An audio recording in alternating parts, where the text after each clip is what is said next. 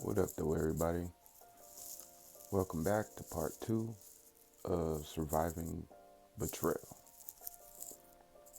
Now, this section is dedicated to becoming the villain because ultimately, that's what you'll have to become to survive the betrayal that was set against you.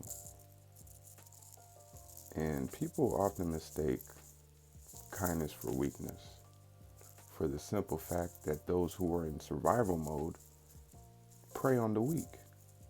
So when they see a kind-hearted person who's giving in nature, who's out in the world openly representing that nature to a predator, they look like prey. But my experience has taught me that the person who understands the nature of the universe has given in to their better nature and has become an openly giving person.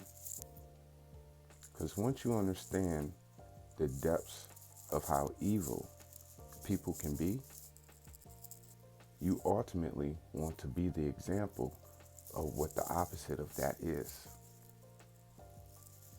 When demonstrating that, sometimes it can come off very villainous. Let me explain.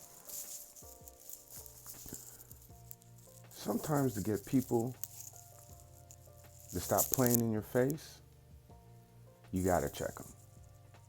You gotta let your boundaries be known, because there are some people who have been getting away with overstepping their boundaries for their entire lives, and nobody has ever challenged them for one reason or another.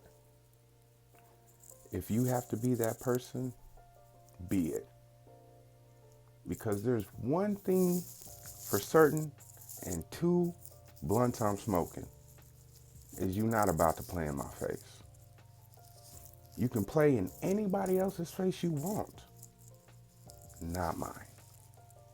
And that's the difference between this current generation and the generation I came up in. The reason why I can speak how I do online is because I was brought up in an era before there was an online. So when I talk shit to somebody, I was saying it to their face in person. So if they didn't like what I said, they had the opportunity to defend themselves however they saw fit. And that's the lesson here.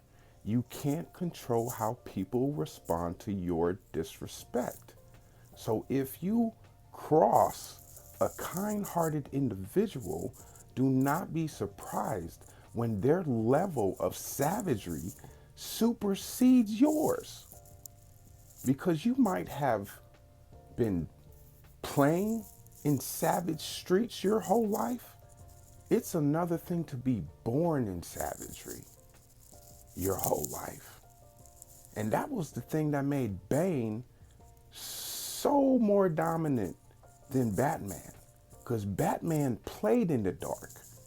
Bane was born in the dark. And that's why you don't fuck with kind-hearted people. Because kind-hearted people grew up in the dark. That's why they are living a light of lightness, of peace, of harmony, because they've already experienced hell. They are trying to make heaven in a hell landscape. So for you to bring your unhealed emotional baggage and project that onto somebody who has beat that emotional baggage, you are playing with fire. Because that kind-hearted person will smile in your face while pouring gasoline on your emotional trauma and set that bitch ablaze while laughing.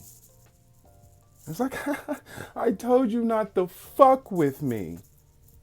You thought because I was buying ice cream for kids, I was a sucker? Now you about to get lollipopped. And that's the lesson today, my friends. If you are a people pleaser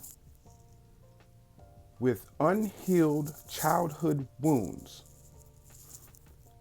that make you susceptible to being taken advantage of, and you're having a hard time understanding why you, as the kind-hearted, nicest person on the planet, keeps running across all these damaged individuals, is because the light that you carry is attracting their demons.